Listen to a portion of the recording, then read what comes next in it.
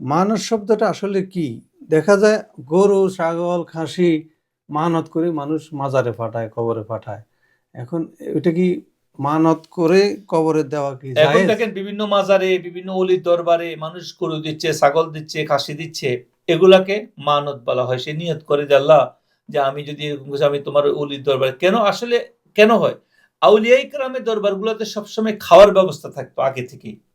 মানুষ গরিব দুঃখীরা খাইতো, এই তো সবকিছু আগে করতো। থেকে। সেখানে অনেক মিসকিন অসহায় ছিল। বর্তমান সময়ে না আধুনিকতার কারণে মানুষ অনেক কিছু, কিন্তু এমন সময় ছিল যেখানে মানুষের আর কোনো রাস্তা ছিল না, একটু ছিল ভালো না। খাওয়া বা একবেলা খাওয়া। তখন ওই অসহায় মানুষগুলা যাদের ঘরবাড়ি ছিল না, যাযাবর ছিল, তারা ওই ওখানে যাইয়াই খাবার খাইতো আছে। না। এইজন্য মানুষ সেখানে নিয়ত করতো, আল্লাহ তোমার ওই অলির দরবারে যে লঙ্গরখানা আছে, যেখানে আছে, ওখানে আমি একটা সদকা এটা দিব। তো ওই সদকা আরবি ভাষায় সাদকা, হুম। সাদাকা বলে, ইয়ে বলে, বিভিন্ন ইয়া বলে। এটাকে বলা হয়, আর মানত মানে নিয়ত করা। এটাকে নিয়ত করা। নিয়ত। মানত মানে নিয়ত করছে, ইন্টেনশন করছে। হুম। এখন এখানে যদি কেউ যদি বলে যে আমি কোনো অলির দরবারে আহ, আমি কিছু দিতেছি, আল্লাহর নামে কোরবানি হবে, সেখানে আল্লাহর নামে হবে, আল্লাহ জব হবে, হুম। এবং সেখানে যে সমস্ত অভাবী গরিব মিসকিন মানুষে আসতে তারা খাইতে খাইবে, আসবে, তারা খাইবে। খাবে।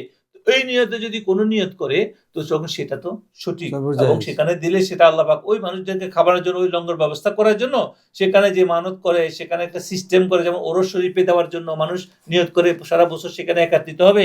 অনেক মানুষ আসি, গরিব দুঃখী বিভিন্ন রকমের মানুষ। তো সেখানে আল্লাহর ওলিদের নজর থাকবে, রুহানি তাওয়াজ্জুহ থাকবে। তো সেখানে আমি দেব। কিন্তু সেখানে যদি কোনো অলির নামে, যেমন আমি ওনার নামের উপর জব করলাম, তো আস্তাগফিরুল্লাহ, এটা কি হারাম। কিন্তু সেখানে তো জব হয় আল্লাহর নামে। সেটা জব কার নামে হয়? আল্লাহর নামে, আল্লাহর আল্লাহর নামে। নামে। কিন্তু এখন অনেকে এটাকে উল্টাভাবে বোঝানোর চেষ্টা করে। যদি সত্যিকার অর্থে কোনো জায়গায় যদি এরকম হয়ে থাকে, এটা জাস্টিফাই করা উচিত। আহলে সুন্নাত ওয়াল জামাতের মতে এটা হারাম, কারণ নামে কোনো কিছু করা। কারণ একমাত্র জব হয় কার নামে? আল্লাহর আল্লাহর নামে। নামে। তো হ্যাঁ, আল্লাহর সন্তুষ্টির জন্য যদি সদকা দিচ্ছি, আর এই আর সব এখন ওই অলির যে অলি রু ওখানে ব্যবস্থা করছে আল্লাহ, তারও আমি উনার কারণে আমি রুহে এখানে রুহে ব্যবস্থা পাইছি। পৌঁছাইতেছে। ওই ব্যবস্থার জন্য উনারও আল্লাহ তুমি ওনার রুহের বরকত দান, উপরে ওনার রুহের উপর সওয়াব ফসল পৌঁছাইতেছে। পৌঁছে দেয়। কারণ হচ্ছে কি, উনি একটা আয়োজন করে দিয়ে গেছে, উনি একটা সুবহানাল্লাহ, সিস্টেম বানাইছে সুবহানাল্লাহ। এটা ভালো, সদকায়ে জারিয়া হিসাবে। এই ভালো জন্য আয়োজন। ওনার লাগা, ওনার উসিলায় আমরা যখন একটা জিনিস পাইছি, সেখানে মানুষ একত্রিত হয়। সে ওরস শরীফে, সে মাদার শরীফের লঙ্গরখানা, সেখানে মাদ্রাসা করছে, লঙ্গরখানা করছে, খেদমতখানা করছে, যুগে যুগে যাও। এখন বর্তমানে হসপিটালে অনেক কিছু। আগের দিনে এভাবে মুসাফিরখানা, লঙ্গরখানা, সেবা কেন্দ্র এগুলা করতেন বুজুর্গরা। চিকিৎসালয় ঠিক আছে। পরি ওঠার মধ্যে, পুকুর খনন, বিভিন্ন মধ্যে মানুষের মানুষের সেবা সেবা করতেন করতেন। তারা। আর যারা বড় লোক ছিলেন, সম্পদশালী ছিলেন, এই গরিব, এই অলির অলির কদমে ছিলেন, তারা তারা বড় মুরিদ ছিলেন। তো তারা বছর শেষে একদিন বিভিন্নভাবে আয়োজন করতেন, বা মাসে আয়োজন করতেন, তারা সেখান থেকে অংশগ্রহণ করতেন, গরু ছাগল যা পালতেন সেখানে। এটাই মানত। জাযাকাল্লাহ খাইর।